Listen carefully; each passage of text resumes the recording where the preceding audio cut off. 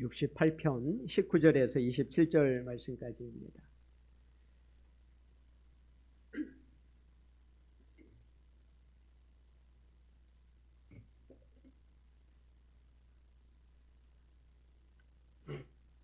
네.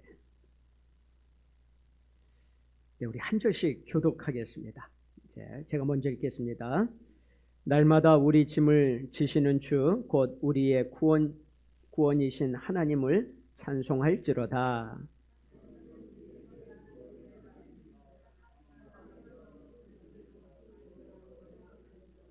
그의 원수들의 머리 곧 죄를 짓고 다니는 자의 종수리는 하나님이 쳐서 깨뜨리시리로다.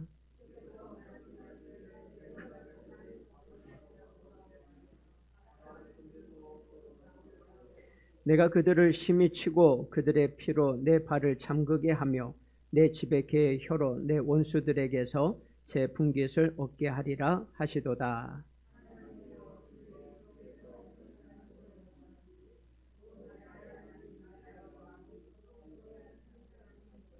소고치는 처녀들 중에서 노래 부르는 자들은 앞서고 악기를 연주하는 자들은 뒤따른 아이다.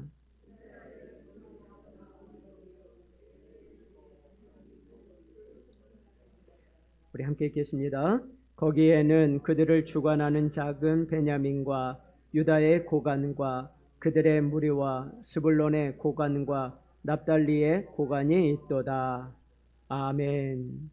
우리 같이 해보실래요? 짐을 져주시는 하나님. 네, 우리 짐을 져주시는 하나님이라는 말씀으로 함께 나눌 때 먼저 기도하도록 하겠습니다. 하나님 아버지, 오늘 말씀을 사모하고 나온 성도들에게 하나님의 생명의 말씀의 은혜를 허락하여 주시고 영적 갈급함을 채워 주시옵소서. 삶에 지친 현장에서 하나님의 살아계심을 경험하고 은혜가 넘칠 수 있도록 하여 주셔서 성령님께서 우리의 마음을 터치하여 주시고 소망을 찾고 하나님께 영광을 올려드리고 마음의 치유가 일어나게 하여 주시옵소서. 종은 가려주시고 하나님만 드러나게 하여 주시옵소서. 예수님의 이름으로 기도합니다. 아멘. 짐을 져주시는 하나님이라는 말씀으로 같이 은혜를 나누고자 합니다. 여러분, 존 버년이라는 분을 여러분들 많이 들어보셨죠? 철로 역정으로 유명한 분입니다. 여러분, 그분이 목회를 하실 때 우리처럼 이렇게 하나님의 말씀을 자유롭게 선포하고 나눌 수 있는 그런 때가 아니었습니다. 그래서 복음을 전하다가 감옥에 들어가게 되어졌습니다. 감옥에 들어가서 12년 동안이나 복음을 전한 죄로 인해서 12년 동안 감옥 생활을 했습니다. 그리고 그 감옥에서 생활하면서 60여 권의 책을 집필하게 되어집니다. 그 60여 권 가운데 하나가 바로 철로 역정이라고 하는 책입니다. 여러분, 우리나라에서는 철로 역정으로 번역이 되어져서 나왔지만 첫 번째 존 버년이 이 책을 썼을 때는 제목이 이거였습니다. 천국으로 가는 길이었습니다. 천국으로 가는 길은 어떤 길인가? 우리 인생에서 신앙생활을 하면서 우리가 하나님 앞에까지 갈 때 어떤 길이 우리에게 있을까라고 하는 것을 하나님이 꿈으로 보여주시는 것들을 책으로 써가지고 그 많은 이야기들이 성경 다음으로 가장 많이 팔린 책이 되어져서 지금도 우리에게 고전이라고 하는 책으로 읽혀지고 있습니다.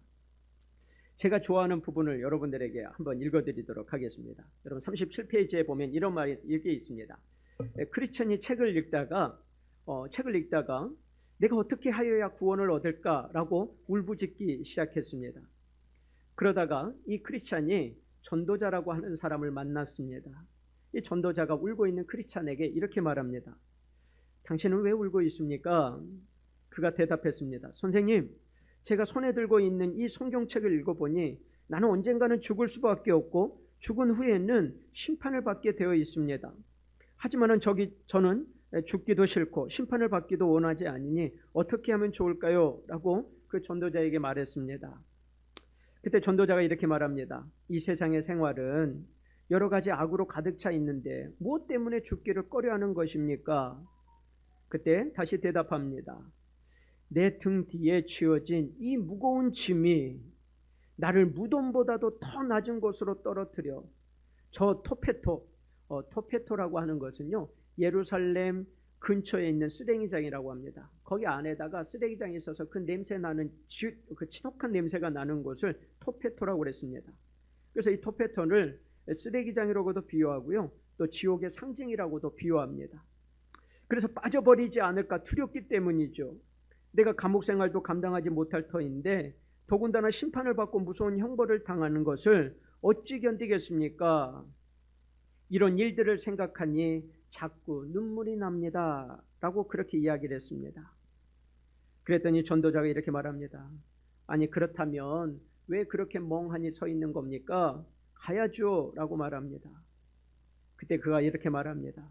저는 어디로 가야 될지 몰라요. 제가 어디로 가야 될지, 이 무거운 짐을 내가 어떻게 벗어 던지고 나가야 될지 나는 알지 못하기 때문에 못 갑니다 라고 이야기합니다. 그때 전도자가 양 가죽으로 만든 두루마리 하나를 그에게 주어집니다. 그리고 그 두루마리에는 이렇게 쓰여져 있습니다. 장차 올 진노를 피하라 라고 쓰여져 있었어요. 그런데도 그는 어디로 가야 될지 몰라서 멍하니 서 있는 겁니다. 그때 전도자가 좁은 문을 가르쳐 줍니다. 저 문을 향해서 가십시오. 좁은 문을 향해서 떠나십시오라고 말합니다.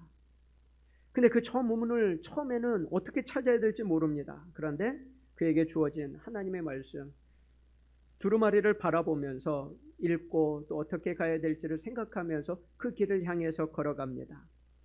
그러다가 크리스찬이 자기가 그렇게 무겁고 힘든 이 무거운 짐을 내려놓는 시간이 있습니다. 죄의 짐을 벗어버리는 순간이 있어요. 그가 지금까지 무겁고 너무 힘들게 하나님을 향해, 천국을 향해 걸어가면서 무겁고 그 힘든 짐을 향해서 내려놓는 시간이 있습니다. 62페이지에 보면 이런 글이 있습니다. 크리스찬이 길을 가는데 양쪽에 높은 울타리가 있습니다. 그 높은 울타리의 이름은 구원이라고 적혀져 있었어요. 구원이라고 하는 울타리였습니다. 그는 등에 무거운 짐을 지고 달려가면서 무척 고통스러워하면서 그 길을 걸어가고 있었습니다. 그는 쉬지 않고 그 길을 향해서 계속 뛰어갑니다. 한 언덕에 이르렀을 때 그곳에는 십자가가 서 있었습니다. 조금 떨어진 부분에, 십자가와 조금 떨어진 부분에는 무덤이 입을 딱 벌린 채 놓여 있었습니다. 크리스찬이 십자가 위로 막 올라가려고 하는 그 순간 그에게 있던 무거운 짐이 풀어져서 등에서 벗겨지더니 계속해서 미끄러져 내려가는 겁니다. 그러더니 마침내 무덤의 입구에 도다르더니 무덤에 입이 벌려져 있는 그 무거운 짐이 이 무덤 안으로 쏙 들어가 버리는 겁니다. 그리고 그 무거운 짐을 벗어버리고 크리스찬은 홀가분하고 즐거움으로 넘치는 마음을 가지고 이렇게 고백했습니다. 주께서 괴로움을 당함으로 내게 평안을 주셨고 주께서 목숨을 버리사 내게 영생을 주셨나이다. 이렇게 고함을 지르면서 하나님, 나에게 이 괴로움을, 주께서 괴로움을 당하심으로 내게 평안을 주셨고 주님이 십자가를 지심으로 목숨을 버림으로 내게 영생을 주셨나이다라고 하면서 고백하며 하나님 앞을 향해 기쁨으로 나아가는 그의 모습을 봅니다. 무거운 짐을 다 내려버리고 이제는 주를 바라보면서 걸어가고 있는 크리스찬의 모습들. 여러분, 우리의 찬송가 337장 우리 1절만 한번 찬송 불러볼까요? 내 모든 시험 무거운 짐을. 337장입니다. 여러분, 오늘 참 감사합니다. 우리 찬양 인도하시는 분이 참 오늘 제목과 맞는 찬양들을 너무 많이 선택해서 우리 함께 부르고 오늘 또 말씀을 같이 들으면서 여러분, 이 찬양을 부르면서 여러분, 예수님이 우리를 위해서 십자가를 지심으로 우리의 무거운 짐들을 다 내려놓게 하시고 우리에게 가장 행복하고 가장 즐겁고 또 이 땅에 살아가는 동안 가장 큰 기쁨을 주신 은혜를 생각하면서 우리 1절 우리 찬양하도록 하겠습니다. 내 모든 시험 무거운 짐을 주 예수 앞에 아뢰이며 근심의 상에 날 돌아보사 내 근심 모두 맡으시네. 무거운 짐을 나 홀로 지고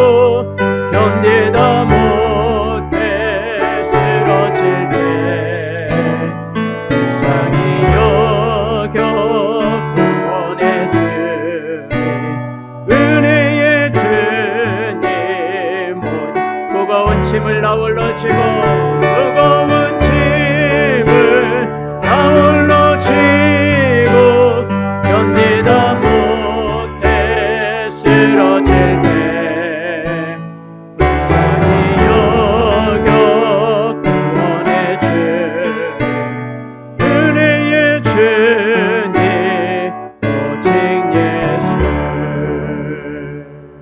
할렐루야. 여러분의 무거운 짐을 주 앞에 내려놓고 주님과 함께 걸어가길 축복합니다. 여러분, 인생을 살아가면서 우리에게는 모두 짐이 있습니다. 짐을 가지고 있지만 말을 못하고, 겉으로는 말을 못하고 살아가고 있는 것이 우리의 삶입니다. 가정에서도 교회에서도 내 모든 삶 속에서도 모든 사람은 짐이 있습니다. 그러나 쉽게 그 짐을 내려놓지 못하고 살아가는 것을 봅니다. 이제 앞으로 부모가 짐이 되어지는 시대가 되어가고 있습니다. 100세 시대라고 합니다. 100세 시대라고 하면 참 좋아야 됩니다. 내가 100세까지 살 수 있구나 라는 것도 참 좋아야 됩니다. 그러나 나는 100세까지 살지만 우리 자녀들에게는 부모라고 하는 짐을 쥐어야 되는 시대가 되어졌습니다. 삶을 살아가다 보니 행복한 것만 있는 것이 아니잖아요. 짐을 져야 될 때가 있습니다. 여러분, 결혼을 좋아해서 했는데 이 결혼이 짐이 되어져 가는 분들도 있을 겁니다. 결혼하고 나오면 자녀들이 낳을 것을 생각하면서 자녀를 낳으면 그 기쁨으로 인해서 행복할 거라고 생각했는데 어느 순간 자녀가 짐이 되어져 버렸습니다.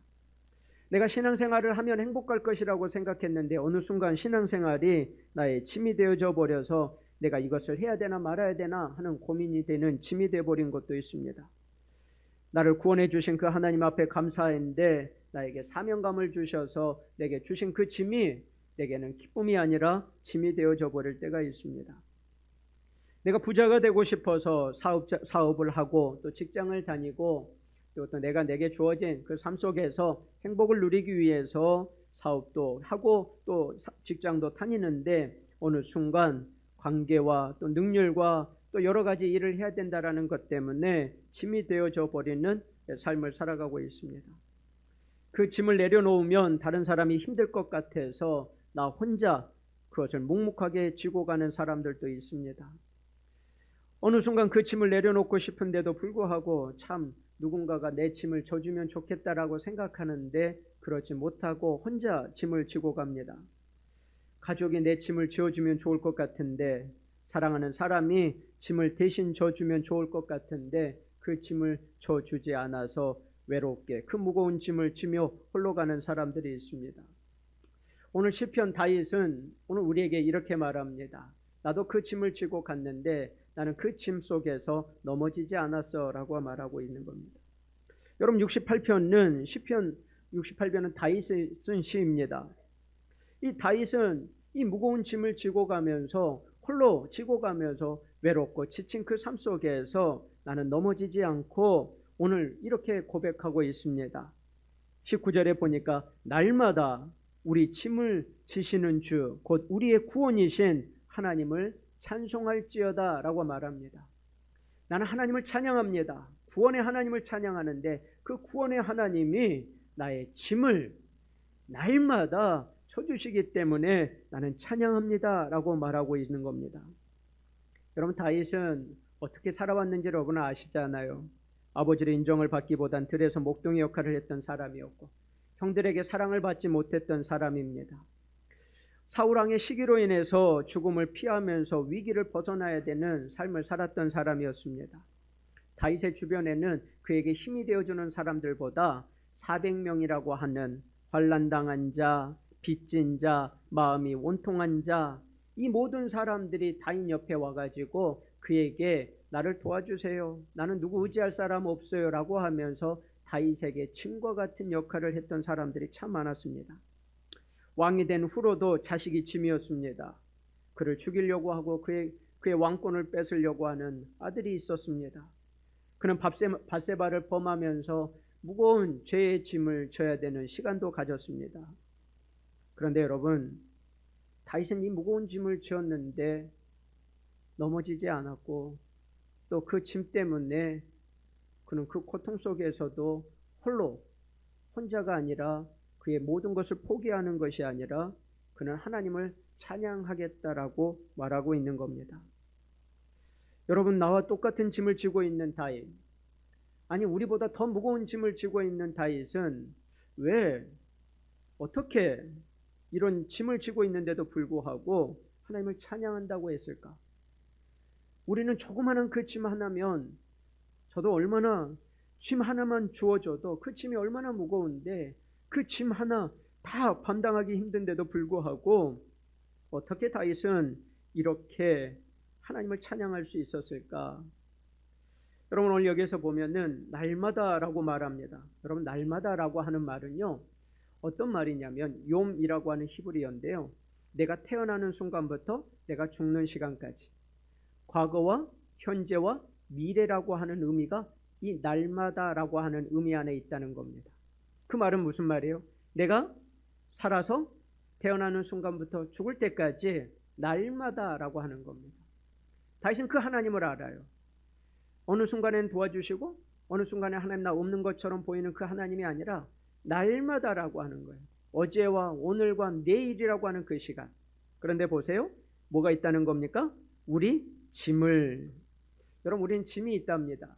여러분, 예수를 믿으면 우리는 짐이 없기를 바랍니다. 좀 자유롭기를 원합니다. 행복하기를 원합니다. 근데 성경은 우리에게 짐이 있다라고 말합니다. 그런데 그 짐을 내가 지고 가는 것이 아니라 우리의 짐을 지시는 주라고 말하는 겁니다. 나의 짐을 내가 지고 가는 줄 알았는데 나의 짐을 져주시는 분이 있구나라는 것을 다윗은 깨달았어요. 그분이 누구예요? 곧 우리의 구원이신 하나님이시더라. 하나님. 여러분, 내가 질 수 있는 짐이 있고 내가 질 수 없는 짐이 있다라는 것을 여기에서 말하고 있는 겁니다. 사역을 하다 보니까 내가 질 수 있는 짐이 있습니다. 그러나 내가 감당할 수 없는 짐이 있습니다. 여러분, 우리가 그것을 발견했을 때, 내 힘으로 질 수 없는 짐이 있을 때, 그때 나의 짐을 대신 져주시는 하나님을 바라보라라고 우리에게 말씀하시는 거예요. 여러분, 이게 얼마나 감사해요. 사람은요, 책임감이 있어서 하나님 우리에게 주신 것이 있어서 내가 지려고 합니다.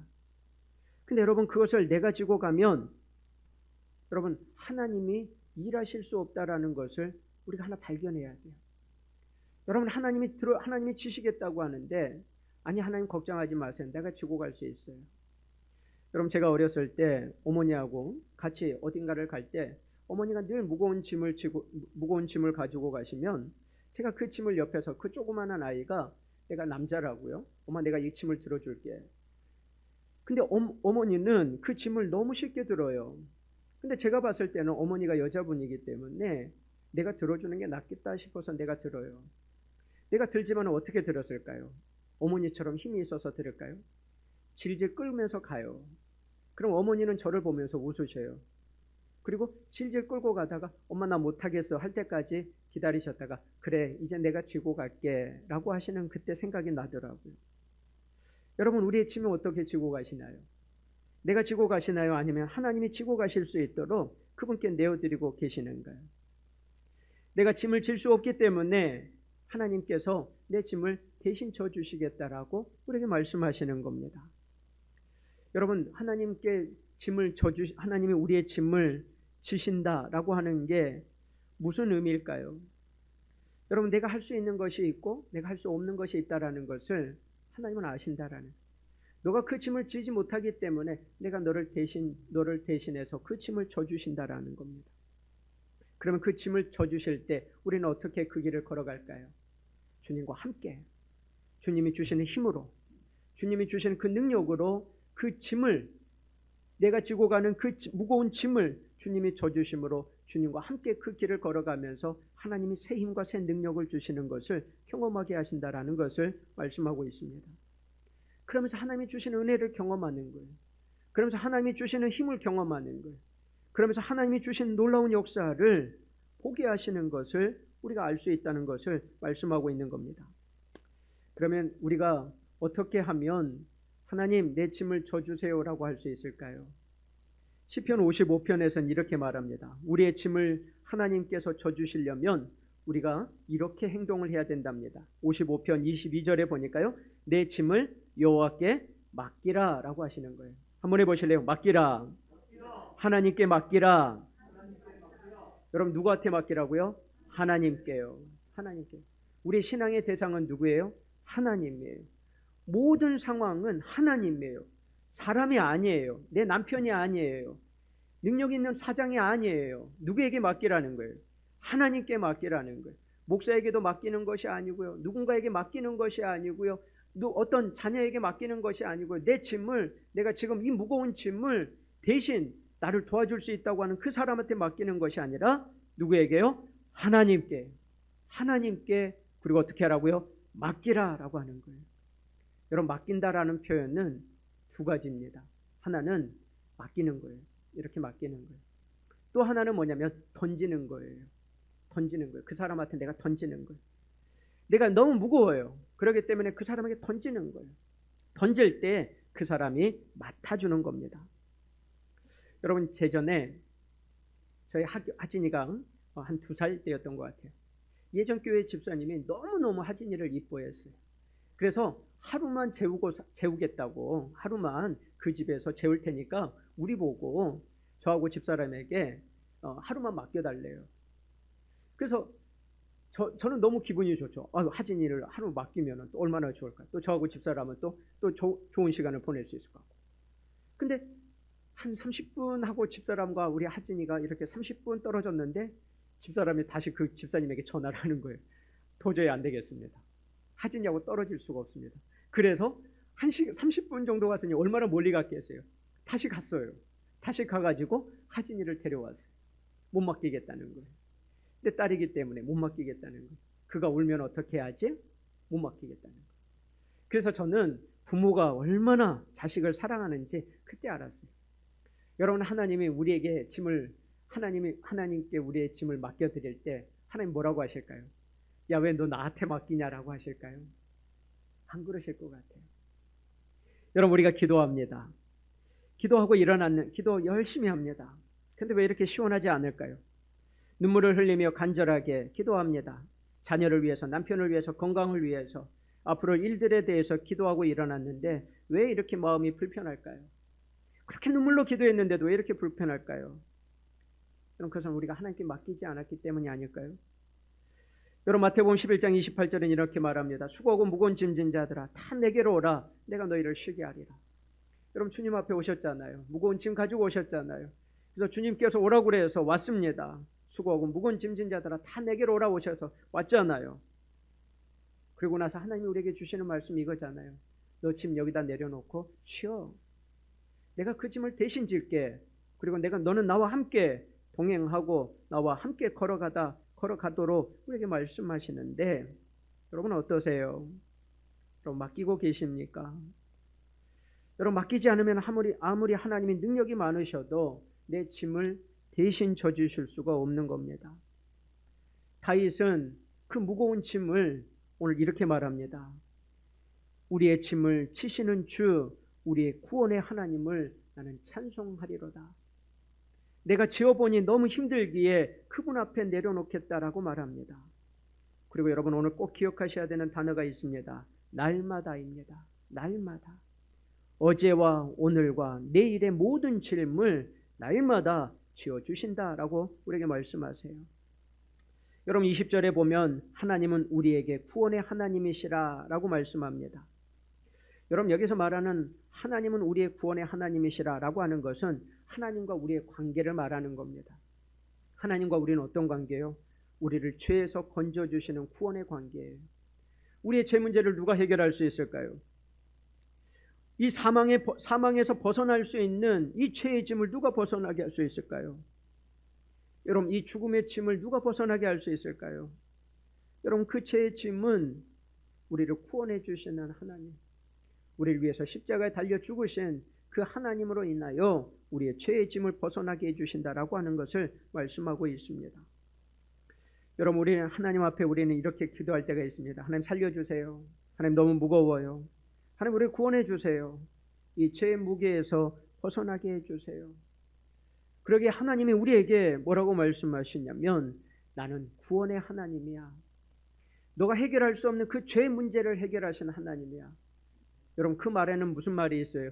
나는 못할 것이 없는 하나님이야 라고 우리에게 말씀하시는 거예요. 여러분 사단이 우리를 죄의 짐에서 벗어나게 할 수 있을까요? 사단이 우리를 구원하게 할 수 있을까요? 아니요. 하나님만이요. 그 하나님이 우리의 구원의 문제를 해결해 주신 그분이 우리의 모든 것을 해결해 주실 수 있다는 것을 우리에게 말씀하고 있습니다. 그럼에도 불구하고 사람들은 하나님께 짐을 맡기고 살아가는 것이 아니라 자기가 지고 가려고 한다는 것을 성경은 이야기합니다. 여러분 여기에서 보세요. 21절 말씀에 21절, 22절, 23절에 보니까요. 자기가 자기 짐을 지고 가려고 하는 사람들에 대해서 이렇게 말합니다. 그의 원수들의 머리 곧 죄를 지고 다니는 자의 총수리는 하나님이 쳐서 깨트리시리로다. 주께서 말씀하시기를 내가 그들을 파산해서 돌아오게 하며 바다 깊은 곳에서 도로 나오게 하고 내가 그들을 심히 치고 그들의 피로 내 발을 잠그게 하며 내 집에 개의 혀로 내 원수들에게서 제 분깃을 얻게 하리라 하시도다.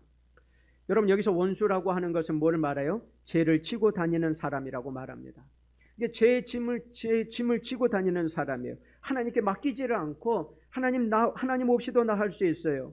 하나님 도와주지 않으셔도 나는 행할 수 있습니다라고 말하는 그 사람들에 대해서 어떻게 말씀하시냐면 그들의 머리 곧 정수리. 여러분 정수리라고 하는 것은 그 사람의 힘의 근원이 정수리라고 하는 겁니다. 한마디로 말하면 너 할 수 있다고 너 해봐 라고 했을 때 하나님이 그의 머리를 치시겠다는, 정수리를 치시겠다는, 힘의 근원을 쳐버리시겠다는 것. 그래서 너의 힘의 근원은 아무것도 아니라는 것을 깨닫게 하신다라는 겁니다. 여러분 우리가 무거운 짐을 지고 하나님 우리에게 주신 우리 은혜의 짐을 지고 우리가 지지 말아야 되는 죄의 짐을 지고 하나님께 맡기지 못하고 혹시 내가 지고 가고 있나요? 하나님 없이 살아갈 수 있다고 생각하고 내 힘으로 살아갈 수 있다고 혹시 우리가 믿고 살아가고 있지 않나요? 그렇다면 우리는 아직도 여전히 그 짐을 우리 하나님께 맡기지 못하고 내가 지고 가기에 죄에 눌리고 오늘 또 마음 편함이 없고 기쁨이 없고 소망이 없이 내가 살아가고 있다는 것을 우리에게 나타내고 있다는 겁니다. 여러분 인생에는 크고 작은 문제들이 참 많이 있습니다. 우리의 삶에 행복하지 못한 이유, 우리가 자유함이 없는 이유는 우리가 하나님께 맡기지 못하기 때문에 그렇습니다. 우리나라에 차가 별로 없을 때였습니다. 예전엔 다 짐을 이고 다녔잖아요. 짐을 이고 가는 그 시골 마을이었습니다. 이 시골 마을에 어떤 아주머니가 머리에 짐을 이고 끙끙거리면서 걸어가고 있었습니다. 그때 한 차가 그 아주머니 옆을 지나가다가 아주머니가 너무 머리에 짐을 이고 가는 것을 보니까 너무 안타까워서 지나가던 차가 서서 아주머니 제가 가는 데까지 모셔다 드리겠습니다. 그랬더니 아주머니가 얼마나 고마운지 고맙다고 그러면서 그 차에 탔습니다. 근데 그 차에 탄 아주머니의 모습이 가관이 아니었습니다. 아주머니가 차에 타면 어떻게 해야 돼요? 짐을 머리에서 이고 있던 것을 내려놔야 되잖아요. 근데 그 짐을 내려놓지를 않고 머리에 이고 앉아 있는 겁니다. 그것을 본 운전사가 아주머니에게 이렇게 말했습니다. 아주머니 짐을 편안하게 내려놓고 편하게 가세요. 제가 짐을 가져다 드릴게요 라고 했습니다. 그랬더니 아주머니가 이렇게 말하는 겁니다.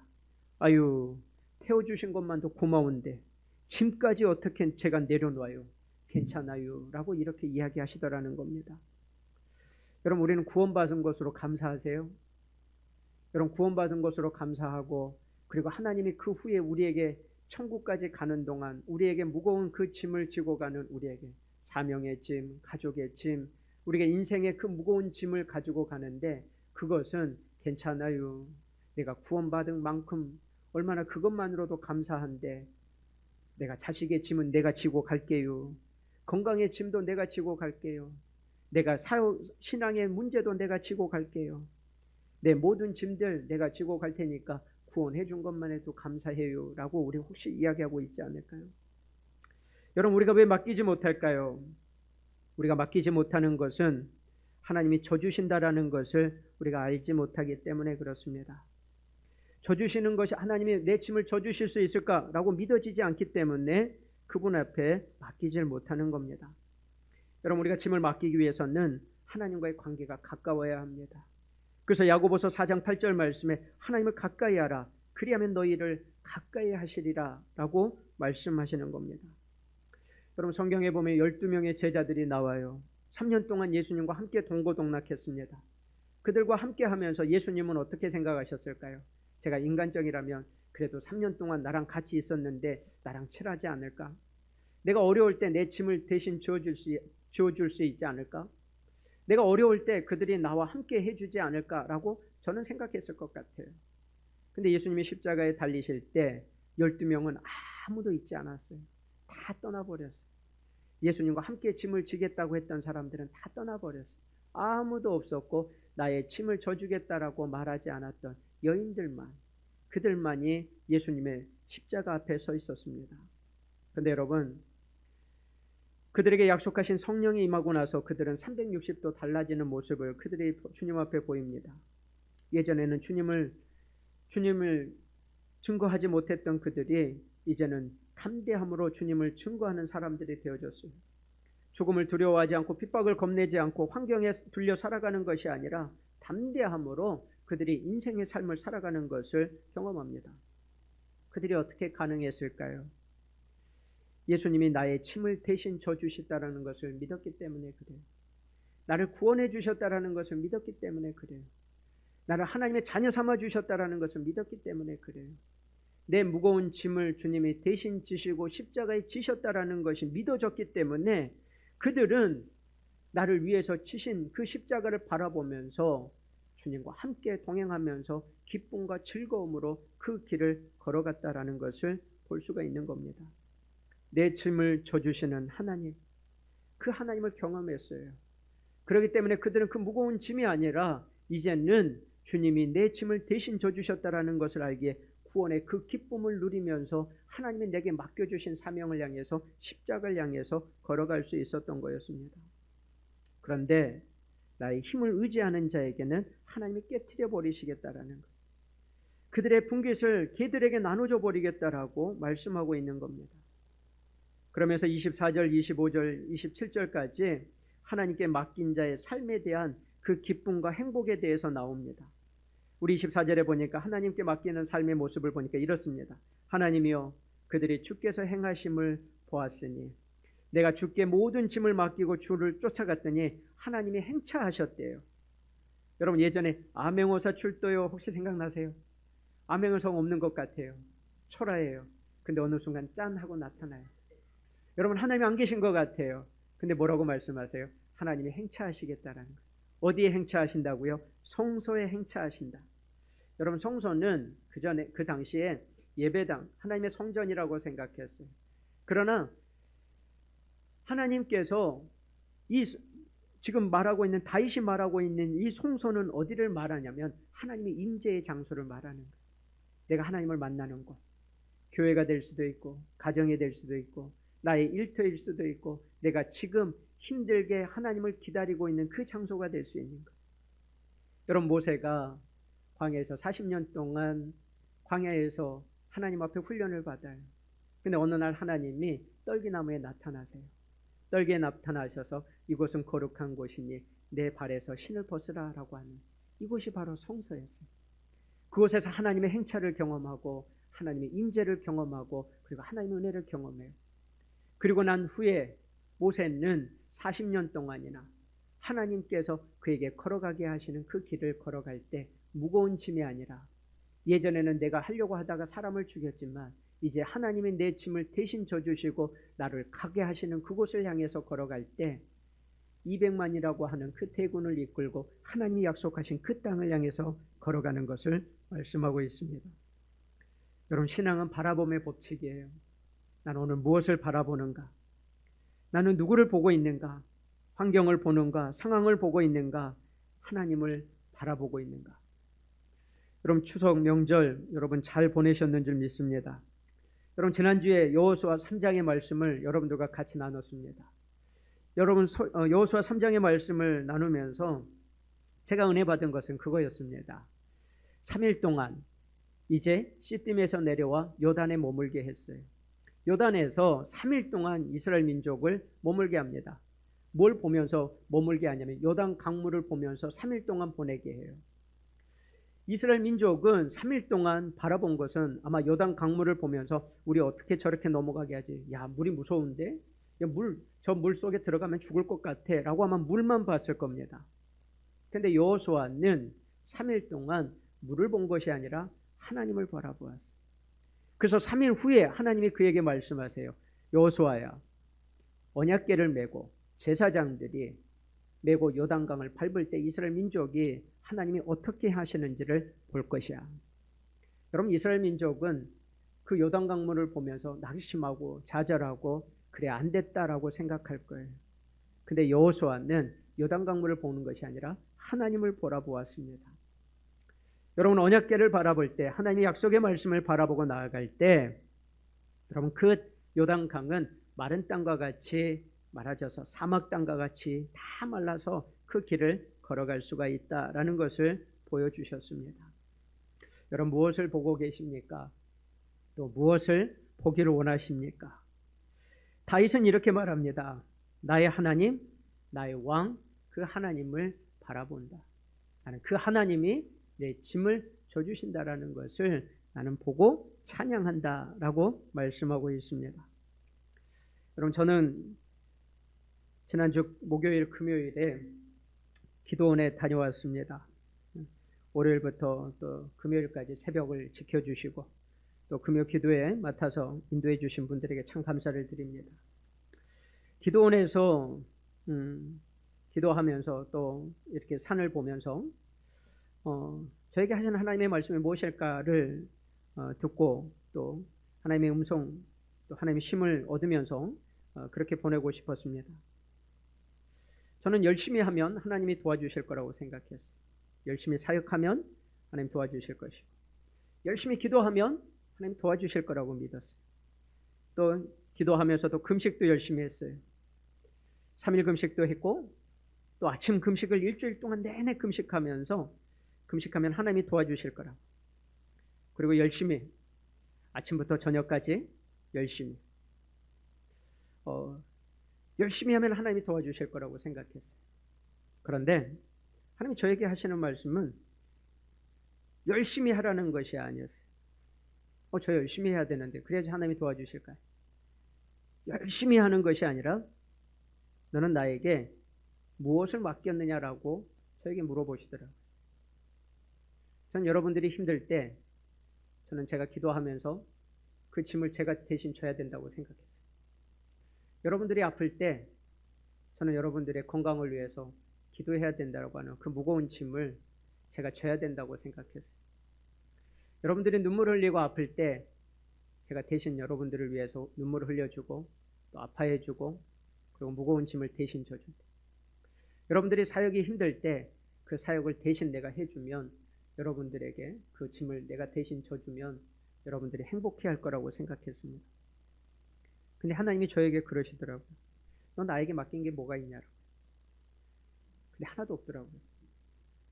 제가 하나님께 맡긴 게 하나도 없더라고요.